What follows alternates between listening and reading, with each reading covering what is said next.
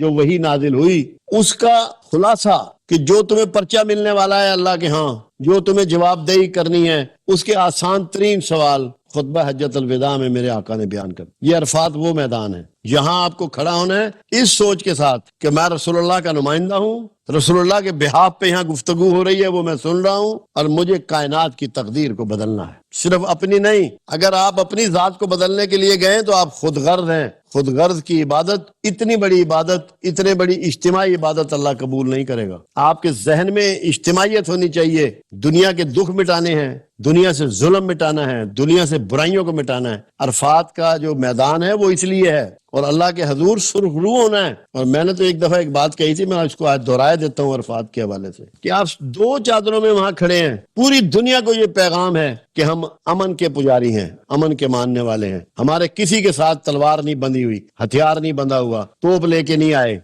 बंदूकें लेके यहाँ नहीं आए, हम खाली हाथ हैं, अमन के पैगंबर हैं। इसी और सफेद लिबास वैसे ही अमन की अलामत होता है। और खास पैगाम उसमें देखें आप, मैं ये समझाया करता हूँ कि अरफात में आप क्या पैगाम दे रहे हैं अल्लाह को भी और दुनिया को भी। आप कहते हैं अल्लाह देख ले मेरा लिबास, मेरे इस लिबास पर किसी के खून का छींटा नहीं है, मैंने किसी के साथ ज्यादती नहीं की, मैंने किसी का खून नहीं बहाया। देख मेरे मालिक इसमें जेब ही नहीं है, मैंने किसी का माल नहीं लूटा, मैं तो खाली जेब आया हूँ। देख मेरे मालिक मेरा तो अपना सिर नंगा है और रोडा है, उम्रा करने के बाद सिर तो वैसे ही टिंड हो जाती है कि अल्लाह मेरे तो अपने सर पे पगड़ी नहीं है, मैंने जिंदगी में किसी की पगड़ी नहीं उछाली। ये आप स्टेटमेंट भी लॉन्च करवा रहे हैं अल्लाह को, वहां अरफात में स्टेटमेंट लॉन्च करवा रहे हैं कि परवरदिगार आलम तू गवाह रहना, किसी के साथ ज्यादती नहीं की, किसी का खून नहीं बहाया, किसी का माल नहीं लूटा, किसी की इज्जत नहीं उछाली। अरफात बहुत बड़ा पैगाम है, मगर उसका बुनियादी पैगाम ये है, आप ये समझें कि आप गुफ्तगू सुन रहे हैं रसूलुल्लाह की किसी के बिहाफ पर, रसूलुल्लाह के बिहाफ पे जो शख्स बोल रहा है, जो इमाम वहां खड़ा हुआ है, और आपने उस पैगाम को लेके दुनिया की तकदीर बदलनी है। आके वही सूद का कारोबार नहीं करना वापस आकर। मुझे किसी शख्स ने पूछा ये कैसे पता लग जाए कि हज कबूल हुआ या नहीं हुआ, मैंने कहा ये बहुत आसान है, ये कोई दुश्वार नहीं है। उस घर की बरकत ऐसी है, जो तुम ले जाते हो बढ़ा के ले आते हो। अगर माफी ले गए हो तो रिकत बढ़ जाएगी तुम्हारी, तुम्हारा दिल नरम हो जाएगा, आंसू छलक छलक जाया करेंगे। और अगर गुस्सा ले गए हो और गजब ले गए हो और हसद ले गए हो तो वो भी बढ़ जाएगा।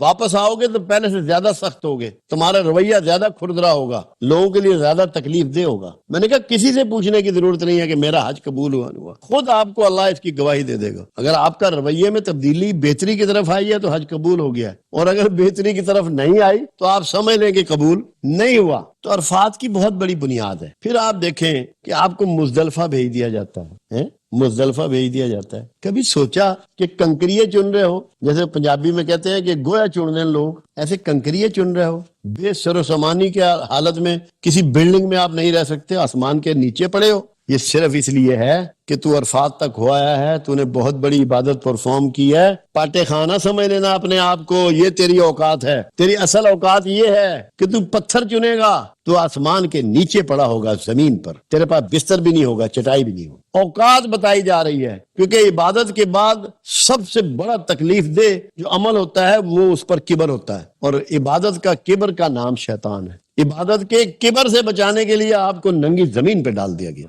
ताकि इबादत का किबर पैदा ना हो। इबादत के किबर ने अज़ाज़ील को इबलीस बना दिया। अल्लाह नहीं चाहता कि आपसे ये हरकत सरदर्द हो कि आप इस परफॉर्मेंस पे उम्रा किया, मिना में क़याम किया, अरफात में दोनों नमाजें इकट्ठी पढ़ी और खुतबा सुना, ओहो मैं तो बड़ा चैंपियन हो गया, मैं तो बड़ा नेक हो गया, मैं तो बड़ा बरगुज़ीदा हो गया। अल्लाह ने कहा मट्टी में रबड़, यहाँ पड़ मट्टी में और कंकरियां चुन, ये तेरी औकात है। ये मत समझ लेना कि तू पाटे खान हो गया थोड़ी सी इबादत के बाद। क्यों? इज्जत अगर आप में से निकल जाए तो उसकी नफी आप में दाखिल हो जाती है, वो किब्र है। और जिसमें किब्र दाखिल हो जाए उसे जन्नत की हवा भी ना लगेगी, वो तो वैसे ही माजूल हो गया, मरदूद हो गया। तो मुजदलफा आपको ले जाया जाता है, उसके बाद फिर आपसे परफॉर्म करवाया जा रहा है कि आपने कंकरियां मारनी है। क्या वहां शैतान बैठा हुआ है? सिर्फ ये बताया जा रहा है जब कोई शख्स फरमा बरदारी खुदावंद में किसी काम के लिए निकलता है, जो ताकत उसके रास्ते में हायल होती है, जो ताकत उसके रास्ते में माने होती है, वही असल में आपकी दुश्मन है। یہ کنکریے مار کے آپ اللہ کو یہ کنفرمیشن دے رہے ہیں کہ تیرے راہ میں جب میں نکلوں گا تو میں کسی طاقت کو خاطر میں نہیں لاؤں گا، میں صرف تیری فرما برداری کروں گا، تیری چاہت چاہوں گا، تیری رضا چاہوں گا، تجھ سے معافی چاہوں گا، کوئی طاقت میرے راستے میں نہیں آئے گی۔ پتھر مارنے کا آپ کا مطلب یہ ہے کہ جب ابراہیم خلیل اللہ اسماعیل علیہ السلام کو لے کر نکلے تھے تو شیطان پیچھے پیچھے آیا تھا اور روکتا تھا، اور آپ نے پتھر مارے اس کو۔ وہ تو فزیکل معاملہ تھا، اب تو وہ فزیکل معاملہ نہیں ہے، مگر آپ کو سمجھانے کے لیے اس کو سمبولک بنا دیا گیا ہے۔ اب آپ نکلتے ہیں اللہ کی راہ میں، اللہ قرآن میں کہتا ہے کہ شیطان تجھے ڈراتا ہے کہ تو غریب ہو جائے گا۔ آپ پیسے دینے کے لیے نکلے ہیں کسی ادارے کو، کسی بیوہ کو، کسی مجبور کو، کسی معذور کو، کسی غریب کو، کسی ضرورت مند کو، تو شیطان کہے گا وہ جھلا ہوا ہے، تجھے تو خود بڑی ضرورت ہے، تو تو غریب ہو جائے گا۔ وہ جو یہ ڈراوا دے رہا ہے نا، اسی کو پتھر مارنا۔ وہ آپ کی زندگی میں ایسے بہت سے لوگ ہیں، آپ کے گھر کے لوگ ہو سکتے ہیں، بہن بھائی بیوی بچے ہو سکتے ہیں، جو آپ کو سمجھ جانے سے روکیں گے، ان کو بھی پتھر ہی مارنے ہیں۔ اور پتھر یہ ہے کہ ان کی اس معاملے میں بات نہیں ماننی۔ جب اللہ کو راضی کرنے کا پروگرام آپ نے بنا لیا اور چاک آؤٹ کر لیا، اس کے راہ میں جو حائل ہو اس کی بات نہیں ماننی، تو یہ جو آپ کنکریاں مارتے ہیں اور آپ کی عبادت کا حصہ بنا دیا گیا ہے، اس لیے ہے کہ اس پہ غور و فکر کرو کہ کیا مقصد ہے۔ ہم جھلے تو نہیں ہو گئے کہ شیطان تو ہے ہی نہیں، وہ جو اینٹوں کی اور اس کی دیوار بنا دی گئی ہے اس پہ ہم پتھر مار رہے ہیں، یہ تو سمبولک ہے، اس کو سمجھو۔ اگر تمہارا نفس تمہیں روکتا ہے اس کو ہی پتھر مارو۔ تمہارا نفس تمہارے راستے میں حائل ہوتا ہے کہ تو اللہ کی طرف کدھر جا رہا ہے، کدھر مال خرچ کر رہا ہے، کدھر وقت لگا رہا ہے، رک جا، اس کو بھی پتھر مارنے ہیں۔ یہ سمبولک بات ہے، مثالی بات ہے۔ بہت ساری چیزیں اللہ قرآن میں کہتا ہے میں مثالوں سے بات سمجھاتا ہوں۔ یہ مثالوں سے بات سمجھانے والی ہے کہ نیگیٹو تھاٹس، اللہ کی راہ سے روکنے والے خیالات، اللہ کی راہ سے روکنے والے دوست، احباب، رشتہ دار، ان سب سے نجات پانی ہے۔ یہ پتھر مارنے کا مقصد یہ ہے۔ پھر آپ اس کے بعد قربانی کرتے ہیں۔ قربانی کیا ہے؟ یہ بکروں کی قربانی ہے۔ ابراہیم خلیل اللہ نے بکرے کی قربانی کی تھی۔ اللہ تو یہ کہتا ہے جو تیری سب سے زیادہ محبوب چیز ہے میرے راستے میں دے دے، اپنی محبوب ترین چیز مجھے دے۔ تو اس وقت ان کے پاس سب سے محبوب چیز کیا تھی؟ ان کا بیٹا، اکلوتا بیٹا، 98 سال کی عمر میں ملا ہوا بیٹا۔ تو جس چیز سے سب سے زیادہ محبت تھی اس کو دیا۔ ہم 20,000 کا بکرا دے کے سمجھتے ہیں کہ بڑا تیر مار لیا۔ آج ہم کیا کر سکتے ہیں؟ اب بیٹے کو آپ اللہ کی راہ پہ لگا سکتے ہیں۔ اللہ کی راہ میں نہ لگائیں، اللہ کی راہ پہ لگا دیں۔ اس کو کہیں کہ یار تو تعلیم ضرور حاصل کر، مگر اللہ کے پروگرام کو بھی لے کے آگے چل۔ اگر آپ قربانی دینا چاہتے ہیں، بکرے سے نہیں بات بنے گی۔ یہ تو روایت ہے، جس سے آپ محبت کرتے ہیں، جس سے آپ کو بڑی چاہت ہے، جس کے ساتھ آپ کا مستقبل وابستہ ہے کہ تو یار رب دے کام تے لگ گیا۔ ایک یہ قربانی ہے، اور دوسری ایک اور اس کے بعد آپ کی چاہت کیا ہے؟ آپ کی خواہش نفس، جس کے تحت آپ نے روپ بنایا ہوا ہے، بزنس کر رہے ہیں، معاملات کر رہے ہیں، ڈیلنگ کر رہے ہیں، بچے بھی آ رہے ہیں، تعلقات ہیں۔ آپ کی خواہش نفس، اس کو قربان کر دیں اور اللہ کی خواہش پر چلنا شروع۔ بکرے سے نہیں بات بننی، بات بنے گی قربانی۔ جس چیز سے چاہت ہے، جس سے محبت ہے، اس کی قربانی۔ تو اس کی قربانی کیا ہے؟ آج ہم سب لوگ اپنی چاہتوں کے مطابق زندگی گزار رہے ہیں، اللہ کے باغی بن گئے، اللہ کے نافرمان ہو گئے۔ اللہ کی نافرمانی اور بغاوت چھوڑ کے اس کے فرما بردار ہو جائیں اور اس کی چاہت پر چلنا شروع ہو جائیں، آپ کی قربانی پوری ہو جائے گی۔ یہ تو صرف ایک رسم، تاکہ اللہ کو اتنا عمل پسند آیا ابراہیم خلیل اللہ کا کہ قیامت تک کے لیے اللہ نے ان کے اس فعل کو جاری کر دیا، تاکہ ابراہیم خلیل اللہ کی یاد رہے۔ اب آپ سوچئے، یہاں پھر حاجرہ علیہ السلام کا کریکٹر ہے کہ بیٹے کو اپنے ہاتھوں سے دے رہی ہیں کہ جب اللہ کی یہ مرضی ہے تو لے جا اس کو۔ تو ماں کا یہ کردار بھی دیکھنا ہے، ماں کو اس لیول پر بھی پرکھنا ہے۔ پھر ابراہیم خلیل اللہ کا ہے، ان کو کتنا یقین ہے کہ یہی اللہ کی مرضی ہے۔ کتنے برگزیدہ پیغمبر ہیں، مگر اپنے خواب کا سچ ہونے کا کتنا یقین ہے، اللہ کی ڈیمانڈ کا کتنا یقین ہے، اس کو پورا کرنے کا کتنا یقین ہے، اللہ سے تعلق کا کتنا یقین ہے، توکل کتنا ہے، صبر کتنا ہے، برداشت کتنی ہے۔ اب یہ خلیل اللہ کا کریکٹر بھی آپ کو وہاں نظر آ رہا ہے۔ صرف تعمیر کعبہ نہیں ہے، قربانی کا انتہائی اعلیٰ ترین معیار وہاں پیش کیا جا رہا ہے۔ ہم تو اللہ کے لیے 2,000 روپیہ دینے کے لیے تیار نہیں، انہوں نے اپنا چہیتا اور پیارا بیٹا دے دیا۔ ان کو کیا معلوم تھا کہ دمبا آ جائے گا؟ کیا اللہ نے ان کو ایسا بتایا تھا؟ تو یہ دعوت ہے حج جو ہے اس بات کی کہ ابراہیم خلیل اللہ کی زندگی کو پڑھو، سیکھو، سمجھو۔ اور اعزاز کیا ہے ان کا؟ دنیا کے تمام انسانوں کے سردار ابراہیم خلیل اللہ ہیں۔ رسول اللہ صلی اللہ علیہ وسلم انبیاء کے سردار ہیں، مگر انسانوں کے سردار ابراہیم خلیل اللہ ہیں، کیونکہ جو کریکٹر کا انہوں نے اظہار کیا ہے، اللہ کے ہاں ان کو ایسی ہی مرتبت ملنی چاہیے تھی۔ تو اگر آپ چاہتے ہیں کہ انسانوں میں آپ کو امامت مل جائے، انسانوں میں آپ کو عزت مل جائے، انسانوں میں آپ کو چودراہ مل جائے، انسانوں میں آپ کو سرداری مل جائے، انسانوں میں آپ معزز ہو جائیں، رشتہ داروں میں آپ معزز ہو جائیں، کاروباری حلقے میں آپ معزز ہو جائیں، قربانی کو سیکھ لیں۔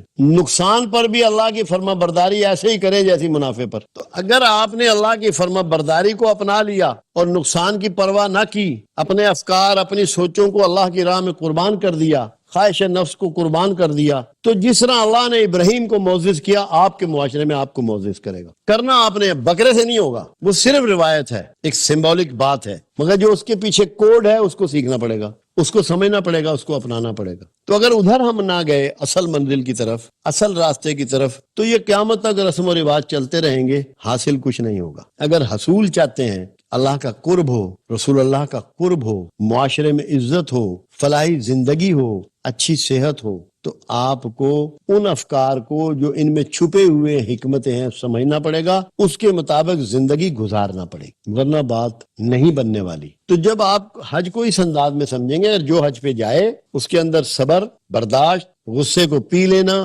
کسی کے مال کی طرف نگاہ نہ اٹھانا، عورتوں کا احترام، ماں کا احترام، اسماعیل ذبی اللہ کا رویہ کہ اپنے آپ کو قربانی کے لیے کیسے پیش کیا جاتا ہے، ان کو معلوم تھا، اتنا شعور اور عقل موجود تھی کہ میرے گلے پہ اب چھری چل جائے گی، مگر خوف زدہ نہ ہونا، باپ کا اپنے چہیتے بیٹے پہ چھری چلانا، یہ سکھانا چاہ رہا ہے، یہ اللہ چاہ رہا ہے کہ آپ جائیں اور مشاہدے سے گزریں، کیونکہ مشاہدے کے بغیر دین سمجھ نہیں آ سکتا۔ اگر مشاہدے کے بغیر دین سمجھ آتا تو ابراہیم خلیل اللہ کبھی اللہ سے یہ ڈیمانڈ نہ کرتے کہ اللہ تو مردوں کو کیسے زندہ کرے گا، میں یہ دیکھنا چاہتا ہوں۔ اللہ کہتا ہے کیا تجھے یقین نہیں؟ اے پروردگار، یقین تو ہے، میں اس میں اضافہ چاہتا ہوں۔ تو حج کے بعد آپ کے یقین میں اضافہ ہونا چاہیے، کیونکہ آپ اس مشاہدے کو دیکھ کے آتے ہیں، وہ جگہ دیکھ کے آتے ہیں، وہ طریقے دیکھ کے آتے ہیں جہاں یہ عظیم ترین لوگوں نے زندگی گزاری۔ پھر دیکھیے، آپ کو اس لیے بھی حج پہ بھیجا جا رہا ہے کہ آخری رسول نے کون سے علاقے میں، کس حالات میں، کس طریقے سے کام کیا، کہ کوئی سپورٹ نہیں ہے، کوئی مددگار نہیں ہے۔ اللہ نے کوئی مخلوق چھوڑی نہیں جو رسول اللہ کی مددگار ہو، تاکہ توحید مکمل رہے۔ خالق ہی ان کا مددگار تھا، مالک ہی ان کا مددگار تھا۔ ان کی جدوجہد، تک و دو، وہاں کے حالات، وہاں کا موسم، وہاں کے لوگوں کے رویے، یہ آپ وہاں جا کے سٹڈی کر سکتے ہیں۔ پھر آپ کو ویژولائز ہوگا، پھر آپ کو اندازہ ہوگا کہ یا رسول اللہ صلی اللہ علیہ وسلم کی کاوش کس لیول کی تھی، آپ کی دعوت کس لیول کی تھی، آپ کی محنت کس لیول کی تھی، آپ کی برداشت کا کیا لیول تھا، آپ کے صبر کا کیا لیول تھا، آپ میں ہمت کتنی تھی، آپ مخلص کتنے تھے اللہ کے لیے۔ یہ آپ کو تب پتہ لگے گا جب آپ حج پہ جائیں گے۔ یہ چاروں پرسنالٹیز کو آپ نے جا کے سٹڈی کرنا ہے، ابراہیم خلیل اللہ، اسماعیل ذبیح اللہ، ہاجرہ علیہ السلام اور رسول اللہ صلی اللہ علیہ وسلم، ان کی زندگی کو سٹڈی کرنے کے لیے جانا ہے حج پہ۔ حج ہے ان کو جا کے فزیکلی مشاہدہ کرنا، ان واقعات کا، ان معاملات کا، اور اس میں سے حکمتیں تلاش کرتے ہوئے۔ دیکھو اللہ کے رسول صلی اللہ علیہ وسلم کی ایک دعا جو اللہ کے حبیب ہمیشہ اللہ سے کرتے، اے اللہ مجھے اشیاء کی حیت نہیں، ان کی فطرت کا علم عطا فرما۔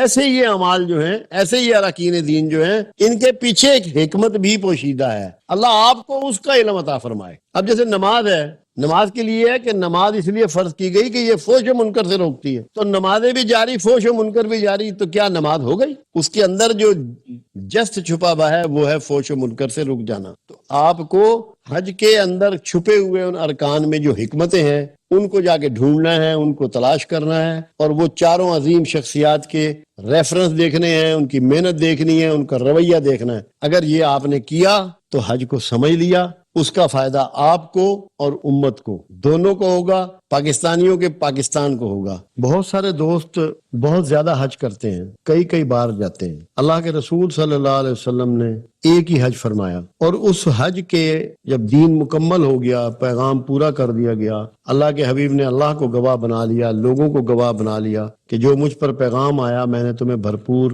اور مکمل پہنچا دیا۔ لوگوں نے کہا کہ ہم گواہی دیتے ہیں کہ آپ نے ایسا کیا۔ آپ نے فرمایا اللہ تو سن لے، لوگوں کو آپ نے گواہ بنا لیا، دین مکمل ہو گیا۔ اس کے بعد رسول اللہ صلی اللہ علیہ وسلم 80 دن دنیا میں ظاہر تشریف فرما رہے، اور 80 دن کے بعد آپ نے برقع فرمایا۔ اس میں ہمارے ہاں ایک بات کی جاتی ہے کہ انڈونیشیا میں لوگ جوانی میں حج کرتے ہیں، ملائیشیا میں لوگ شادی نہیں ہوتی جوانی میں حج کرتے ہیں، ہمارے ہاں لوگ بڑھاپے میں حج کرتے ہیں۔ سب سے بڑی بات یہ ہے بڑھاپے کا حج رسول اللہ کی سنت ہے، رسول اللہ نے جوانی میں حج نہیں فرمایا۔ دوسری چیز، جب ایک آدمی حج پرفارم کر کے بالکل معصوم بن گیا، نوزائیدہ بچے کی طرح ہو گیا، تو اس کے لیے سب سے بھاری کام ہے کہ وہ جو حج کر آیا ہے، جو معصومیت لے آیا ہے، اس کو کیسے قائم رکھے۔ کیا اتنی لمبی عمر میں جوانی کے معاملات میں اس کو قائم رکھ پائے گا؟ اس لیے یہ کوئی ایسی بات نہیں ہے کہ جوانی میں حج کیا جائے۔ اگر آپ اپنے حج کو سنبھال سکتے ہیں اور وہ پاکیزگی جو آپ کو حاصل ہو گئی ہے، وہ معصومیت جو آپ کو نصیب ہو گئی ہے، اس کو سنبھالے رکھ سکتے ہیں، جس عمر میں مرضی کر لیں، کیونکہ نفلی حج جب آپ کریں گے اس سے آپ معصوم نہیں ہوں گے، آپ فرضی حج سے معصوم ہوتے ہیں، اور یہ فرض بھی ہے اور سنت رسول بھی ہے صلی اللہ علیہ وسلم۔ اس لیے یہ بات بہت بنیادی طور پر ذہن میں رکھنی چاہیے۔ اب جن لوگوں کو ادارے کروا رہے ہیں، حکومت کروا رہی ہے، خیراتی ادارے کروا رہے ہیں، یہ غریب آدمی کو آپ حج کروا رہے ہیں، ارے بھائی اس کی تو استطاعت نہیں، اس پہ تو فرض نہیں ہے، اس کو کیوں کروا رہے ہو؟ اس سے تو کسی غریب آدمی کی بچی بیاہ دو، کوئی ہسپتال بنا دو، دوائیں لے دو۔ جس پر حج فرض نہیں ہے اس کو کیوں کروا رہے ہو؟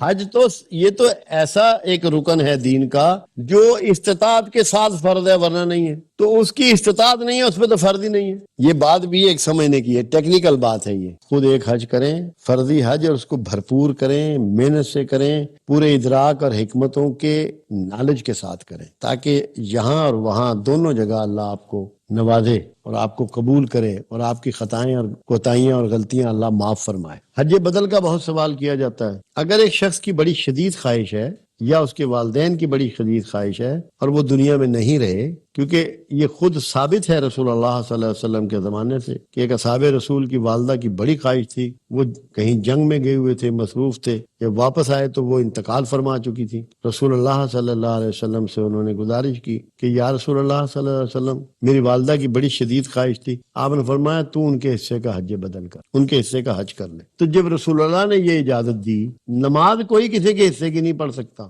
زکوٰۃ کوئی کسی کے حصے کی نہیں دے سکتا، روزے میں تو دی چھوٹ کہ اس کے پیمنٹ کر دو اگر تم نہیں رکھ سکتے، مگر آپ کے حصے کا رکھ کوئی نہیں سکتا۔ حج کے کیونکہ فائدے اتنے کثیر ہیں، اللہ کے حبیب نے نہیں چاہا کہ میرا کوئی امتی ان سے محروم ہو، اس لیے حج بدل کی بھی اجازت عطا فرمائی۔ اب یہاں لوگ مانگے تانگے کے پیسے سے جا رہے ہیں، جس کے پاس استطاعت نہیں اس پہ فرض نہیں ہے، مت کرو یہ حرکتیں۔ جب تم کو فرضیت ہی نہیں ہے، فرضیت استطاعت کے ساتھ جوڑی ہے اللہ نے۔